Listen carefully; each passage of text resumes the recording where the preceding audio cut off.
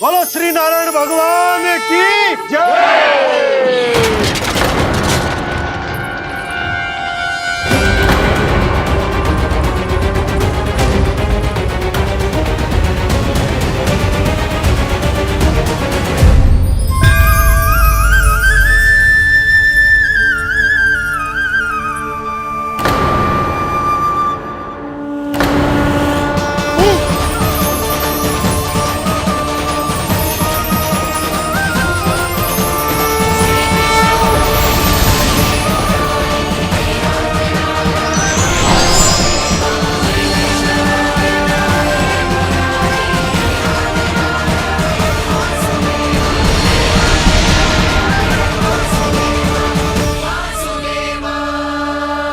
प्रभु,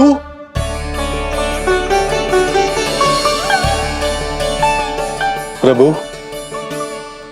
मैंने आपके अवतार को हानि पहुंचाने का प्रयास किया, फिर भी आपने मुझे दर्शन दिया। देने ही पड़े। तुम्हें मेरे चरणों का स्पर्श जो मिल गया। तुम्हें आश्चर्य हो रहा होगा, एक साधारण से स्पर्श से तुम्हें वो मिला जो बड़े से बड़े ऋषियों को भी कठिन से कठिन तपस्या के बाद भी नहीं मिलता। इसका उत्तर तुम्हारे अतीत में छुपा है। दैत्य हिरण्याक्ष के पुत्र के रूप में तुम्हारा जन्म हुआ था। शीघ्र ही तुम बहुत अधिक विशाल और असीम बलशाली हो गए थे, पर तुम अपनी शक्ति का प्रयोग अनुचित ढंग से करते थे। एक दिन तुमने महर्षि लोमस के आश्रम में बहुत ही उत्पात मचाया, हरे भरे वृक्षों को नष्ट कर दिया।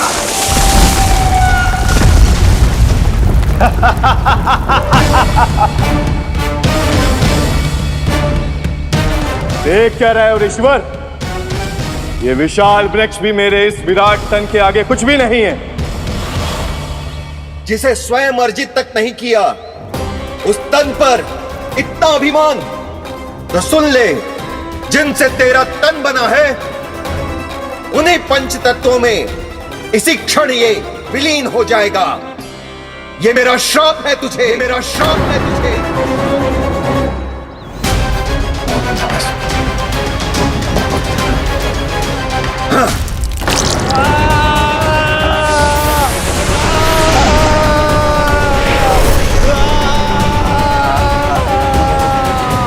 पर तभी तुम्हें अपनी भूल का आभास हुआ और ऋषि लोमस से तुमने क्षमा याचना की। क्षमा करे ऋषिवर, क्षमा करे। मैं मूर्ख, अभिमानी हूँ, अज्ञानी हूँ, परंतु आप तो दया के सागर है। कृपा करे ऋषिवर, कृपा करे। बिना तन के मैं कैसे जीवित रह पाऊंगा? तुम जीवित भी रहोगे और अपने दैनिक कार्यों का संचालन भी कर पाओगे, किंतु सजीव प्राणियों या निर्जीव वस्तुओं की सहायता से। ऐसा जीवन तो मृत्यु के समान है ऋषिवर। इससे अच्छा है आप मुझे जीवन से मुक्ति दे दो।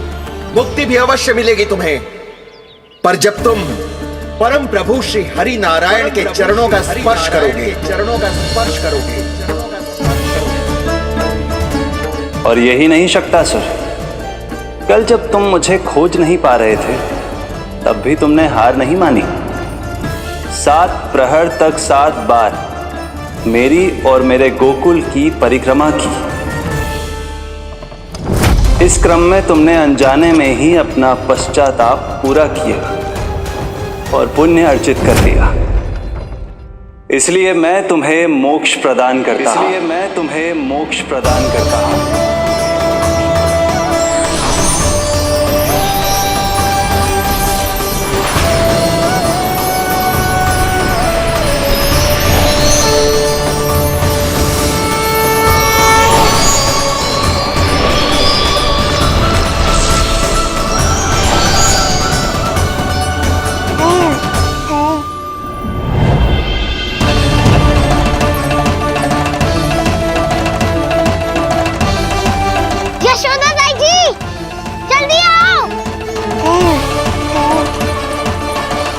नीलमणि, मेरा लल्ला। लल्ला, तुझे कुछ हुआ तो ना है ना? तुम ठीक तो है ना? मेरा नीलमणि, मेरा प्यारा बच्चा।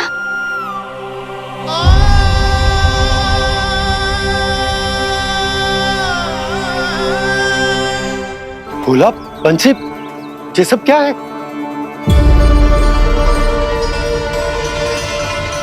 उज्जवल, ये किसने करो है? और देख, कहानी मत सुनाइयो। उज्जवल पुत्र, कैसे हुआ ये सब? किसने किया? और किसने? महाबली नीलमणि ने, बड़ी ताई जी।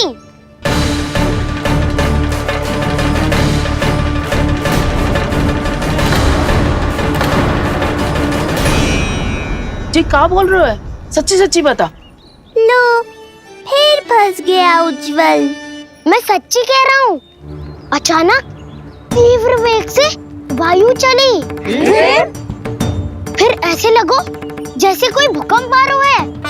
और फिर जब मैंने देखा तो ये सकट अपने आप हिल रही थी, खड़खड़ खड़खड़ खड़खड़ खड़खड़। फिर मैंने साहस दिखाया और उस सकट को रोकने का प्रयास करो।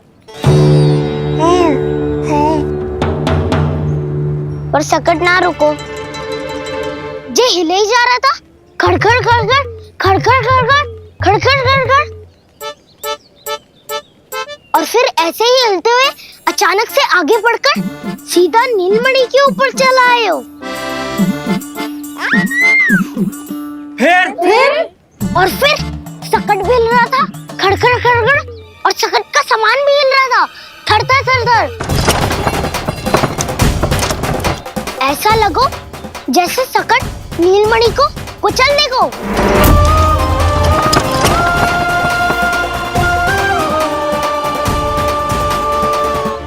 पर तभी जे जाग गए हो। इसने खींचकर अपने पांव का प्रहार करो और चीख गया सकट आकाश पे।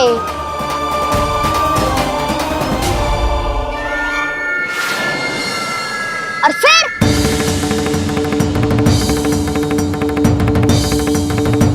धड़ाम, सब भूमि पे गिरकर चकनाचूर।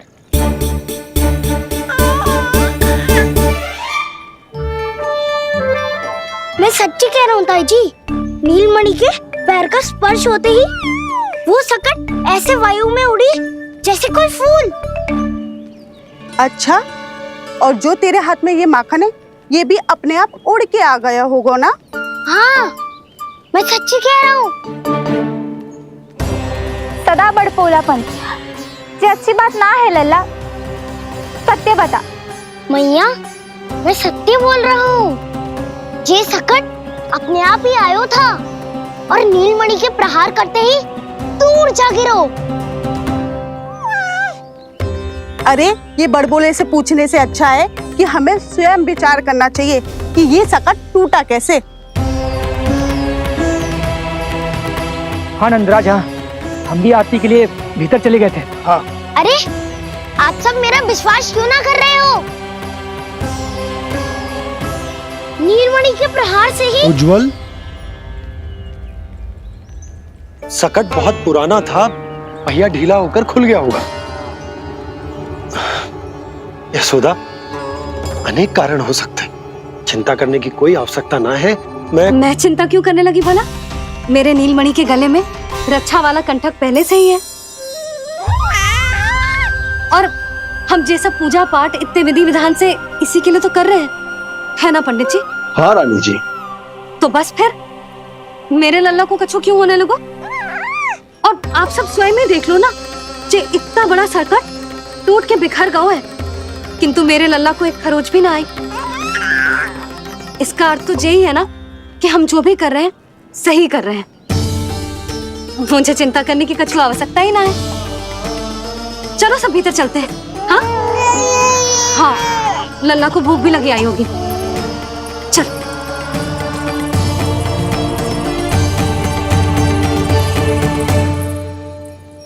नंदराज जी, अब हमें भी आज्ञा दीजिए।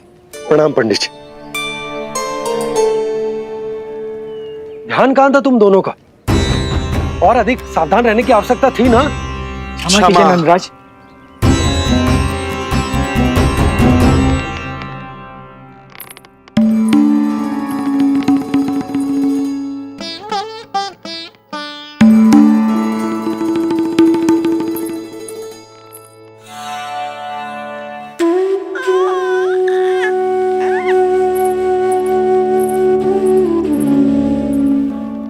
यशोदा, क्या हुआ?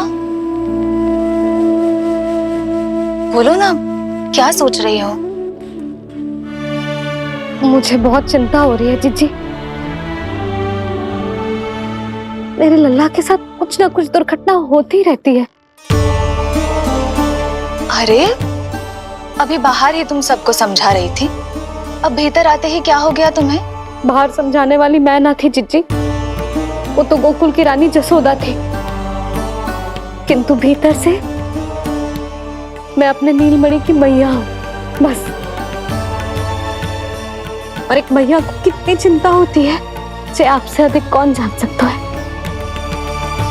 बहुत बड़ा धक्का लगा है मैया को इस घटना से। अब तो ये मेरी रक्षा के लिए और भी अधिक चिंतित हो जाएंगी। यंत्र का कंठक, पूजा पाठ, इतने सारे प्रहरी, सुरक्षा के प्रबंध, यदि इतने सबके बाद भी मैं अपने लल्ला की रक्षा न कर पाई तो मुझसे अधिक अभागी कौन हो सकती है। मैं तुम्हारे मन की दशा समझती हूँ यशोदा। इसी चिंता के कारण ही तो मैंने आज तक अपने पुत्र को छुपा कर रखा है। मैं जानती हूँ जीजी, मैं समझती हूँ। मैंने तो नीलमणि के लिए इतने सारे संस्कार भी करो है, पूजा पाठ की है, किंतु मैंने तो आज तक अपने पुत्र का एक भी संस्कार नहीं किया है। आंसू पोंछ लीजिए बड़ी माँ, शीघ्र ही सब कुछ ठीक हो जाएगा। जब मैंने उसे जन्म दिया, उसके बाद से आज तक न उसे घर के बाहर लाई हूँ, न कोई संस्कार किया है। मैं तो उसका नामकरण भी नहीं करवा पाई हूँ यशोदा। उसके जन्म के समय स्वामी ने यह संदेश भिजवाया था कि उस कंस को हमारे पुत्र के बारे में तनिक भी भनक नहीं पड़नी चाहिए।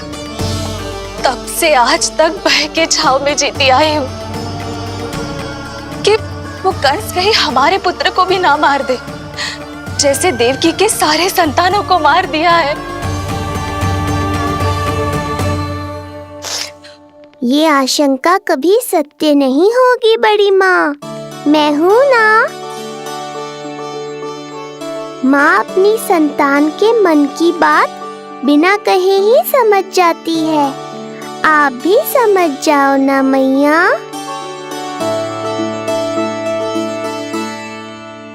जीजी, हमें रोना ना चाहिए। हमें देख के लल्ला भी रो रहा है। मैया, आपकी सहायता की आवश्यकता है मुझे ऐसे क्यों लग रहा है जैसे लल्ला मुझसे कुछ कहना चाह रहा है। दाऊ को हम सबसे दूर कब तक रखेंगे बड़ी माँ? ये सोच रहा होगा कि अब तक आपने इसके दाऊ को छुपा के क्यों रखा है। मैं उनसे मिलना चाहता हूँ मैया। चिच्ची, कितना मन करता होगा ना इसका अपने दाऊ से मिलने का। और आपके लल्ला का भी तो मन करता होगा ना कि अपने छोटे भाई को मिले। कितनी बातें करते हैं हम दोनों की इनके सामने। हाँ यशोदा, मैं भी अपने पुत्र को नीलमणि के बारे में सब कुछ बताती हूँ।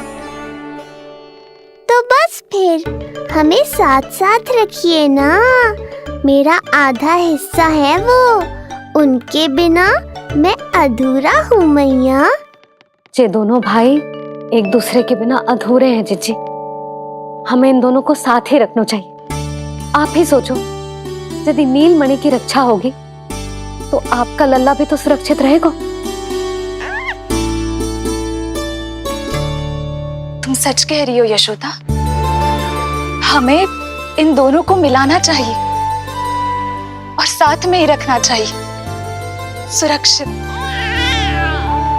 तब तो शीघ्र ही पंडित जी को बुलाकर हमें शुभ मुहूर्त निकलवाना चाहिए। शुभ मुहूर्त? हाँ, शुभ मुहूर्त। दोनों भाइयों के मिलन के साथ साथ उनका नामकरण संस्कार भी करवा देते। अब अपने दाऊ से मिलूंगा मैं।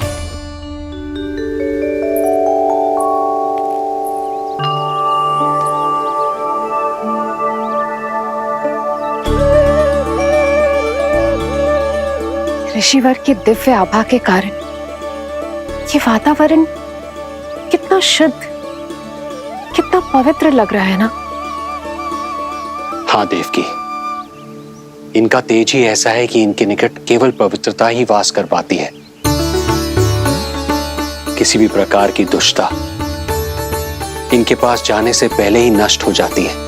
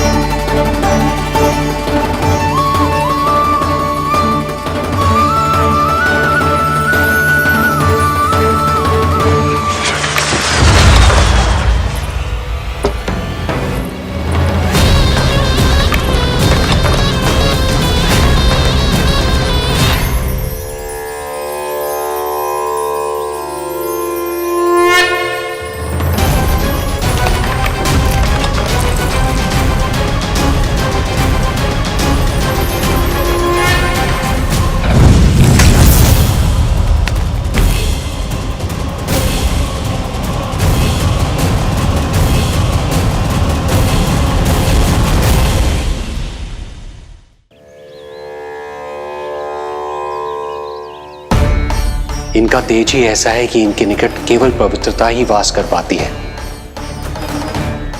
किसी भी प्रकार की दुष्टता इनके पास जाने से पहले ही नष्ट हो जाती है। यदि महर्षि की इच्छा के बिना मैंने भीतर प्रवेश किया तो कहीं ये मुझे श्राप ना दे दे। नहीं, इससे तो अच्छा है कि मैं यहीं आश्रम के बाहर रुकूं और यहीं से इन दोनों पर दृष्टि रखूं।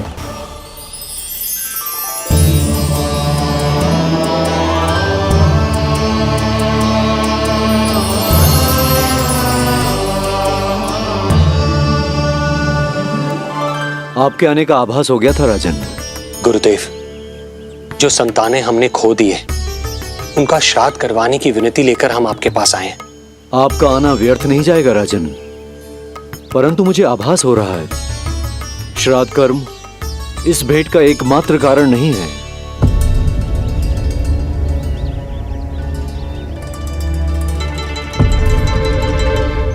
आपको उसकी या कंस की चिंता करने की कोई आवश्यकता नहीं है।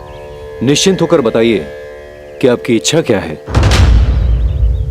गुरुदेव, वर्तमान में मेरी प्रथम पत्नी रोहिणी पुत्र सहित गोकुल में निवास कर रही है। हमारे उस पुत्र का और भाभी यशोदा के पुत्र का नामकरण संस्कार करवा दीजिए। बस यही हमारा सौभाग्य होगा। मुझे कुछ सुनाई क्यों नहीं दे रहा है? देवी रोहिणी से उत्पन्न आपका पुत्र यादव कुल का राजकुमार है और यादवों का गुरु होने के नाते उसका संस्कार कराना हमारा कर्तव्य है। परंतु यशोदा पुत्र का नामकरण वो आप मुझसे क्यों करवाना चाहते हैं?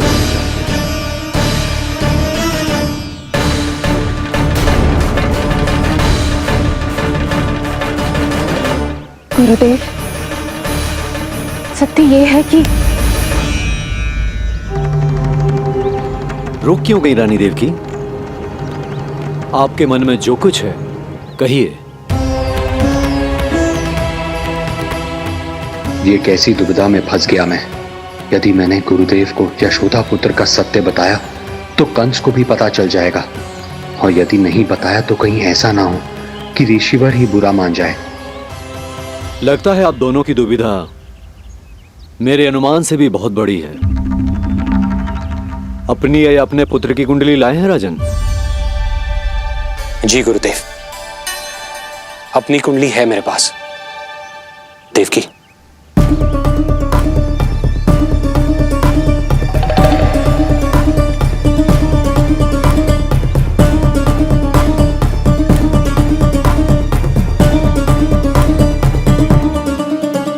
जो रहस्य आप नहीं बता पा रहे हैं राजन, वो ये कुंडली बताएगी।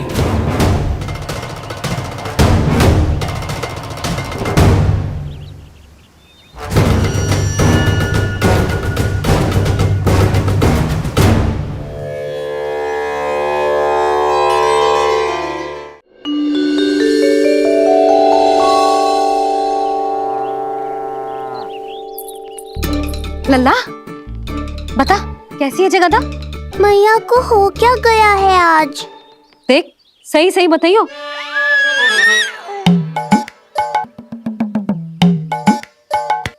अच्छी है ना? पसंद आएगी ना उसे? हाँ या फिर जे मोर पंख वाला मुकुट दे दूं? पहली बार मिल रहा है तू, उपहार तो देना चाहिए ना। पर बड़े तो वो है ना मैया, उपहार तो वो देंगे मुझे।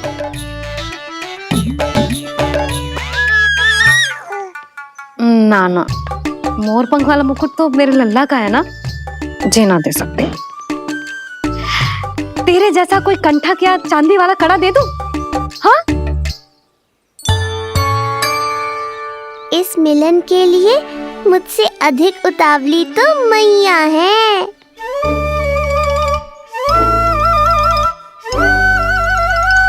अच्छा जे उपहार छोड़,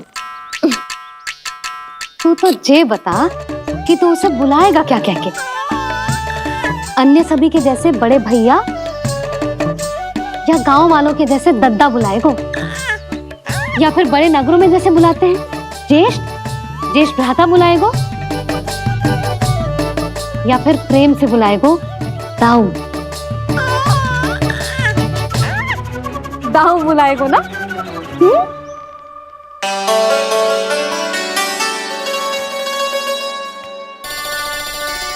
सुनो आपने, हमारे लल्ला ने निर्णय ले लियो, ये अपने भैया को दाऊ कहकर बुलाएगो। अरे वाह, लल्ला ने बोलना भले ही ना सीखो, परंतु तुम्हें बता दियो। और नहीं तो क्या, लल्ला कुछ कहे ना कहे माँ तो समझ जाती है ना लल्ला?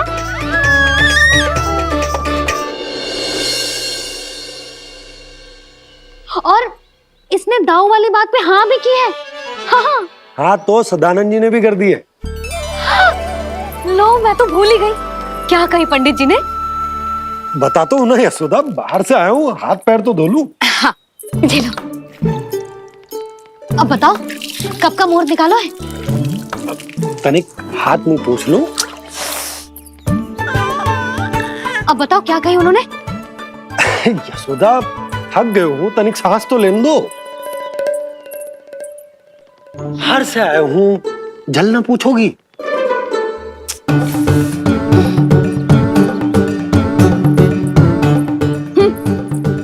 अब बता दो जी।